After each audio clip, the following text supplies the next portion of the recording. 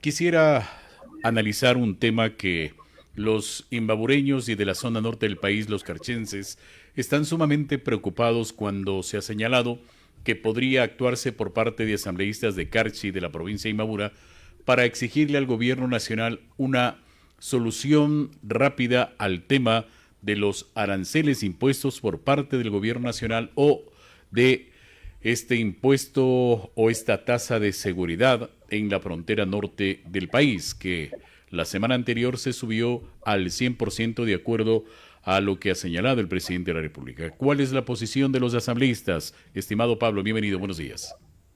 Muchas gracias, estimado Leonardo. Una vez que conocimos, obviamente, este impasse y que el señor presidente de la República sancionó con un 30% de aranceles, teniendo una respuesta inmediata también de el gobierno de Colombia, de subir también la tasa por el uso de las importaciones para ellos.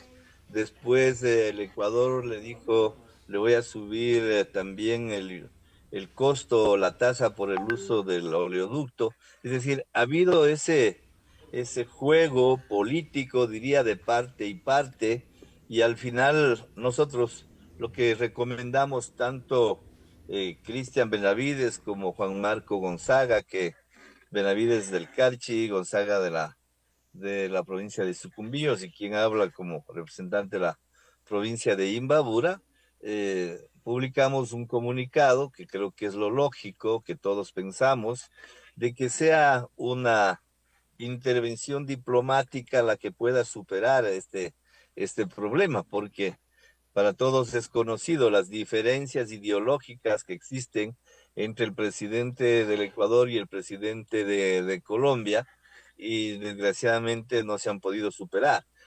Nuestro presidente, el del Ecuador, Daniel Noboa, ha señalado que hay preocupación de parte del gobierno ecuatoriano por la poca participación del gobierno colombiano, al menos en el control de la salida de droga desde ese país, convirtiéndolo al Ecuador también en un paso o en una ruta de tránsito. Esos han sido los argumentos, las acusaciones de Daniel Noboa apuntan a que en Colombia, en vez de frenar el cultivo de plantaciones de coca, ha existido una indiferencia y que el incremento de hectáreas, de miles de hectáreas, es preocupante. Ventajosamente, yo diría, acá en el Ecuador no sucede lo mismo, pero es obvio, para pasar a Europa, para pasar a Estados Unidos, el narcotráfico han encontrado en el Ecuador el sendero más adecuado. Esperamos nosotros, insisto, en que esas decisiones que son hasta a nivel personal, diría, o de gobierno a gobierno, puedan superarse. Usted sabe, Leonardo, en los últimos días, el Ecuador impuso o estableció un arancel del 100% a los productos que vengan de Colombia. Pero estratégicamente, en cambio, el gobierno de Colombia, particularmente el presidente, se fue por el otro lado y dijo, yo no.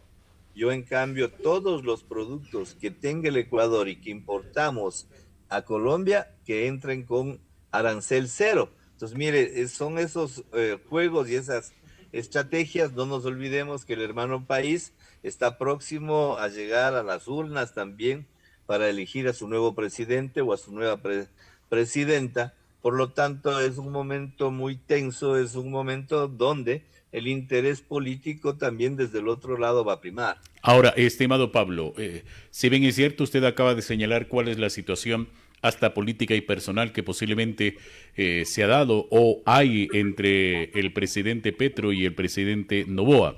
Pero esto ha conllevado a que, sobre todo la zona norte del país, incluida la provincia de Imbabura, vaya perdiendo en el tema comercial, en el tema productivo, en el tema económico, y no sabemos cuándo se va a solucionar. Alguien ha señalado, y justamente quería consultarle a usted, señor asambleísta, ¿por qué no empezar un tema de fiscalización en este tema? ¿Cuál es la real situación que está atravesando la zona norte del país, el tema de frontera exclusivamente? ¿Es como nos dice el presidente o no, señor asambleísta? en los últimos días el presidente de la República, Daniel Noboa, ha dicho que definitivamente el diálogo con el actual presidente de Colombia, Petro, no surte efectos, no tiene una salida y que esperará que se elija al nuevo mandatario o a la nueva mandataria en Colombia para poder reabrir las conversaciones.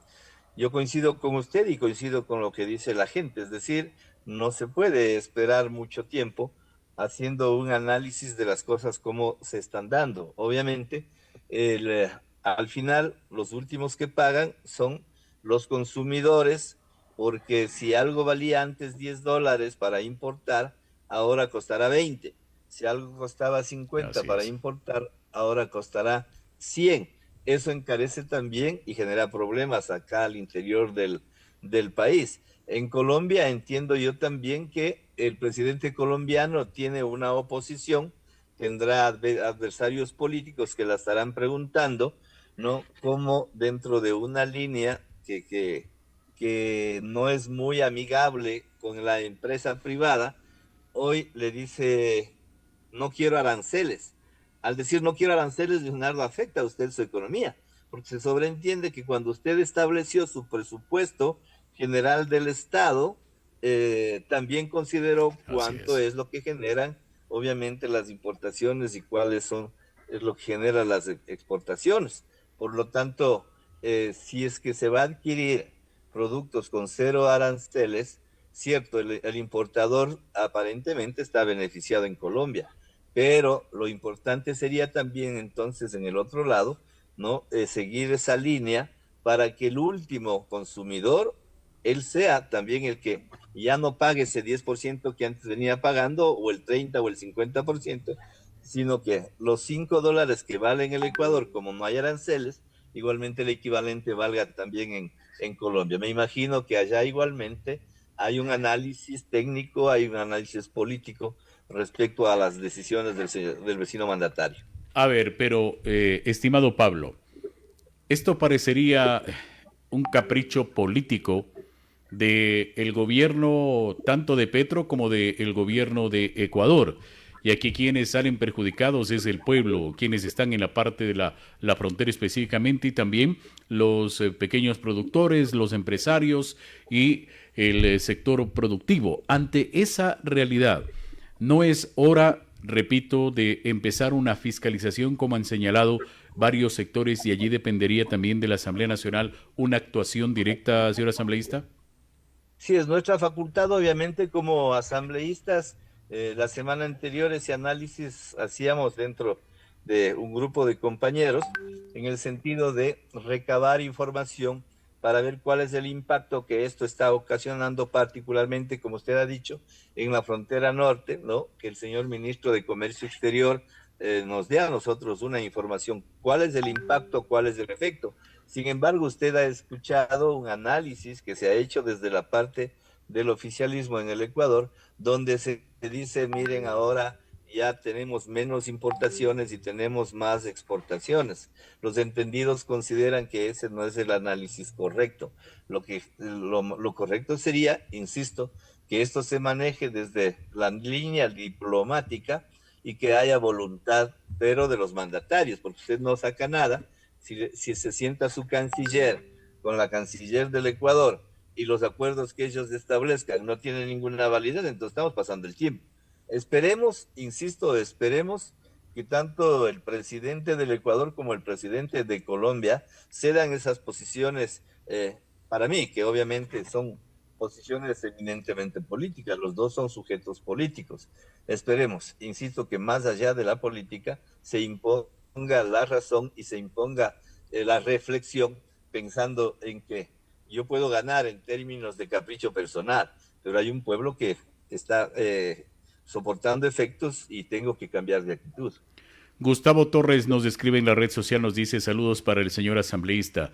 ¿No sería bueno actuar inmediatamente porque esperar 3 o 4 meses para las elecciones, esto sería un descalabro económico para la zona norte del país? Sí, la intención es esa, estimado Leonardo, y al señor Torres, es actuar de manera inmediata.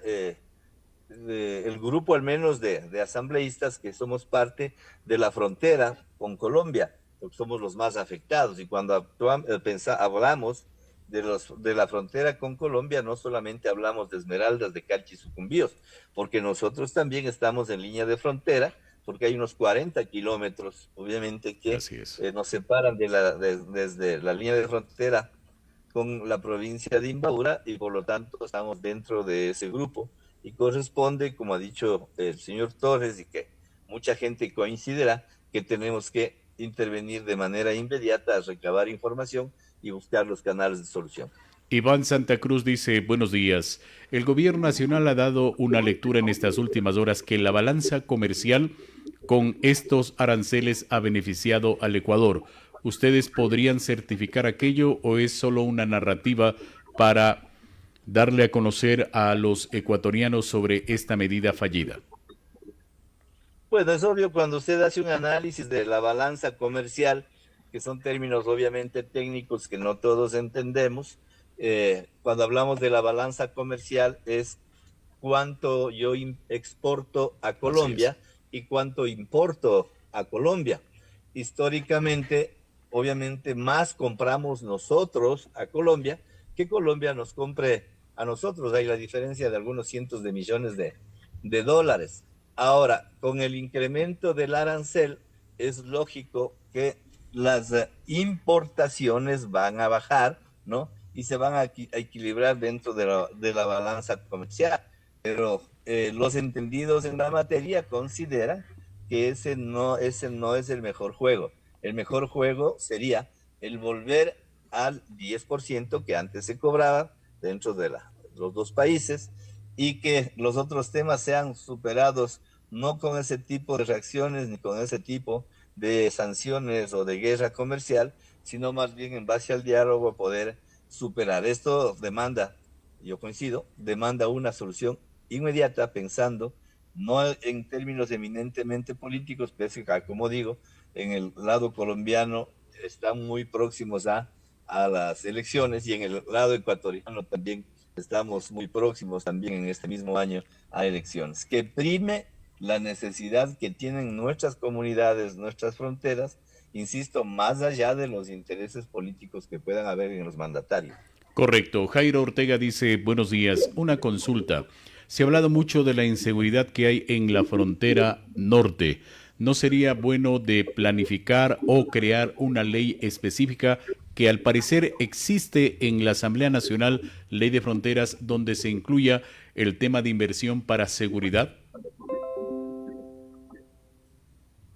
Mire, el tema de la seguridad no solamente se puede solucionar con leyes, creo que hay leyes las suficientes.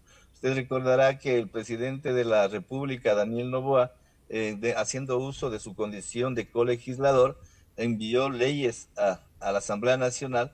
En la Asamblea Nacional, entendiendo de que el país no está viviendo una calma como la que tenía hace 20 años, se pudo haber hasta extralimitado en el contenido de esas reformas, en el tratamiento de esas leyes. Varias fueron después observadas en la forma y muchos porque no eran unidad de materia, y la Corte Constitucional dejó en suspenso o dejó sin efecto.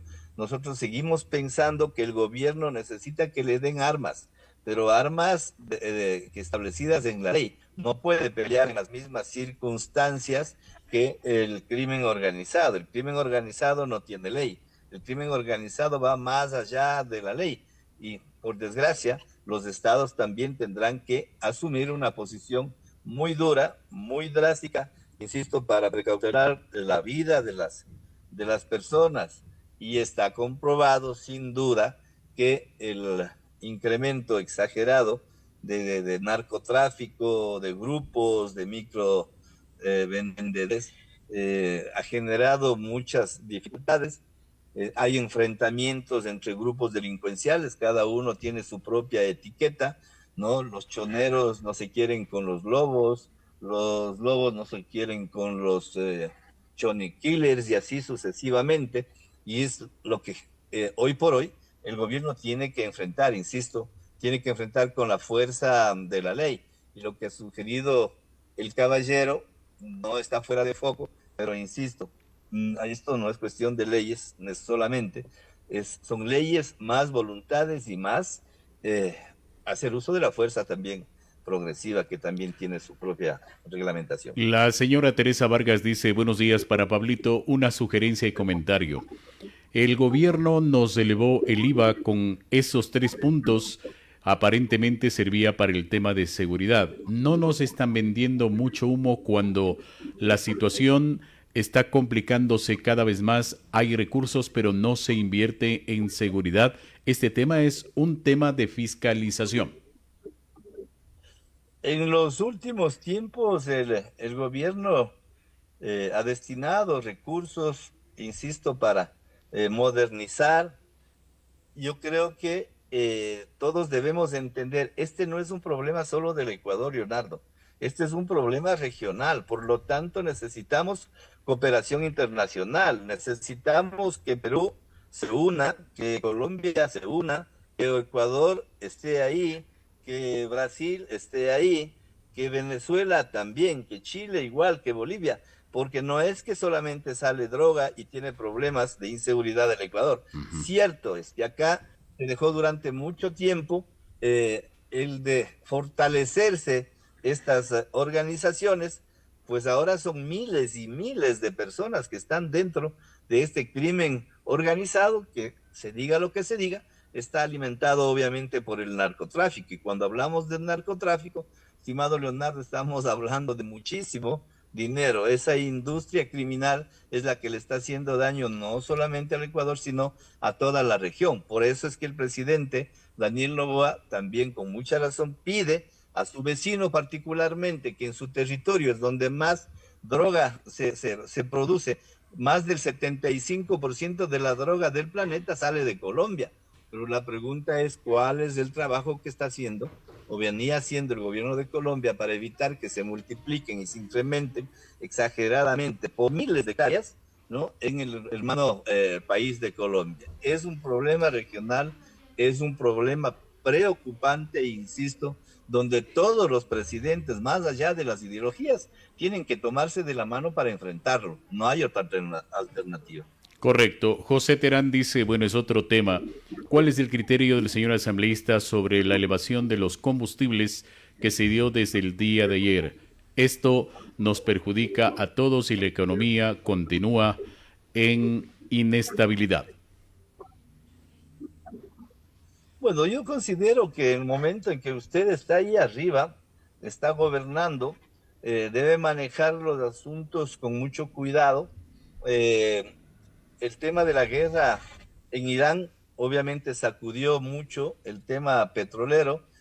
Nosotros no producimos los derivados, en su mayoría Así es. son importados, importamos diésel, importamos gasolina extra porque lo que producimos no es suficiente. Ojalá no esté lejano el día donde siendo un país petrolero se pueda aquí también tratar los derivados. Mire que sin embargo, si usted mira el catastro, diríamos, de precios de combustible de Sudamérica, incluido México, el Ecuador prácticamente está a la cola, es decir, todos el resto de países están muchísimo más arriba, casi el doble, siendo Uruguay el que más alto tiene el precio del combustible sobre los $7. Y el que tiene menos que nosotros, obviamente, es Venezuela, que dentro de su política de Venezuela tiene el precio de combustible más bajo de Sudamérica. Así es. Es otro tema. Sarita Ovidia dice, buenos días, les estoy escuchando y observando en Cotacachi. La situación de la salud es altamente preocupante. Continuamos con problemas de falta de especialistas, medicamentos, las citas son imposibles, tanto en el sector público como en el IES. ¿Por qué la Asamblea no fiscaliza este tema? ¿O porque son mayoría no es posible fiscalizar? En los últimos días asistimos a un espacio dentro de la Comisión de Salud. Ahí se está fiscalizando el problema del Instituto Ecuatoriano de Seguridad Social. El nuevo presidente del directorio con sus técnicos asistieron, porque obviamente tenemos que velar también por los asegurados, que son parte preocupante de, de nuestra sociedad. Lo que ha dicho la distinguida señora está obviamente en agenda. Se encargó a la señora vicepresidenta de la República en el área de salud. Nadie puede cerrar los ojos para no ver que ese es un problema muy vulnerable. Yo quiero, y lo he dicho y lo manifestaba ayer, quiero solidarizarme en la preocupación que tienen más de 80 trabajadores de la salud en la provincia de Imbabura que han sido desvinculados. Así es. Yo he solicitado igualmente que se nos informe las causas o los motivos o el proceso por el cual, si estamos hablando de que tenemos problemas en el área de salud, lo único que haríamos desvinculando es complementar el problema que tiene el área de salud. Aspiramos que en los próximos días igualmente se puedan adquirir los medicamentos, porque usted puede ir al hospital, pero nadie puede decir lo contrario. Usted no encuentra las jeringuillas necesarias, no encuentra los medicamentos necesarios. Es cierto que le dan la habitación, pero muchos de los pacientes, o casi todos los pacientes, porque ha habido familiares también que han ingresado en los hospitales y nos han informado que hasta gasas tienen que comprar. Yo creo que ese es un gran problema, más allá de que sea yo parte de quienes le apoyan, no al presidente de la República, sino al gobierno en general para que tenga o pueda generar gobernabilidad. Yo creo que más allá de eso tenemos que ser solidarios con la gente que está viviendo el problema. Ahora, ¿qué pasó en esta comisión? ¿Cuál es la alternativa? ¿O ya se explicó? Bueno, había escuchado de que aparentemente se había comprado un gran lote de medicinas para el tema del IES, pero ¿qué pasa con el sector público, asambleísta? Ventajosamente, diría yo, la mayor parte ya de los centros de salud, centros hospitalarios del IES, están en un promedio del 70 y del 75% de abastecimiento de insumos médicos, que es bueno, que a lo mejor no es lo óptimo, porque lo óptimo sería estar sobre el 90%. Así es. Pero al menos con el 75% para proveer insumos médicos a sus afiliados, a sus jubilados, es bueno, obviamente.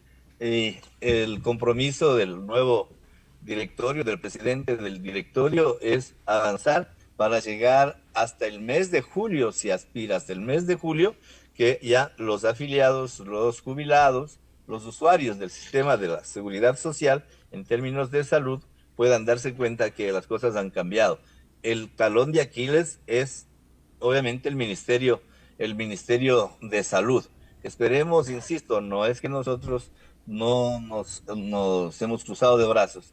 Igualmente, desde nuestros espacios hemos presionado, hemos pedido que la realidad cambie, porque son los ciudadanos los que más soportan las consecuencias de estos problemas en el sistema de salud, y más los pobres, porque a lo mejor el que tiene recursos económicos va a una consulta privada, pero no todos tienen para consulta privada. Hay que hacer uso, obviamente, del servicio público de salud. Así es. 5 segundos más. Bueno, tengo varias preguntas. Hay una pregunta política en lo que corresponde a la ciudad de Ibarra. ¿Es verdad que usted va a apoyar a Estéfano Bolaños? Mire, yo soy amigo con todos, soy amigo y hemos conversado hace algún tiempo y ahora lo voy a decir. Los jóvenes, porque entiendo que hoy hay toda una corriente de jóvenes, ¿no? Quieren casi todos la alcaldía, nadie quiere ser concejal, nadie quiere ser prefecto. Entonces yo les he dicho, miren, nosotros estamos ya de salida, esa generación ya nos vamos a retirar, le corresponde a los jóvenes incursionar. Yo les había propuesto que integremos una preselección política de Imbabura, es decir, donde hayan hombres y mujeres jóvenes. No quiero decir con esto que la experiencia no se necesita, sí se necesita. ¿Para qué? Para que sin que nadie sea candidato se pueda realizar un trabajo y en su momento se pueda hacer una medición y el que más opciones tenga pueda salir a ser candidato a la alcaldía de Ibarra, hablando solamente de la alcaldía de Ibarra. ¿Cuál era la ventaja o mi pensamiento? Que ese candidato sea un candidato ciudadano, que sea candidato que tenga el respaldo de la Cámara de Comercio, de los sectores de la producción, de los comerciantes minoristas, de las organizaciones barriales, que creo que es fundamental que se cuente con todo ese soporte, pero al final obviamente no se pudo. Conversamos con Juan Arias, conversamos con José Moncayo, conversamos con Juan Manuel Mantilla, hemos conversado con Estefano, hemos conversado con Israel Cabezas. Diría que ese es el grupo al que yo le había propuesto esa metodología, que es un poco lo que quiere hacer Neboda en Guayaquil y que quieren hacer en el resto de ciudades. Es decir, que más allá de las ideologías políticas, se seleccione al mejor candidato, al mejor perfil para que vaya a administrar la ciudad. No vaya a vender ideología, porque ese es el grave problema, mi querido Leonardo. ¿No? La nueva generación no debe tener el mismo defecto de la vieja generación. La nueva generación debe ser mucho más innovadora. La gente quiere ver cambios también en esa nueva generación.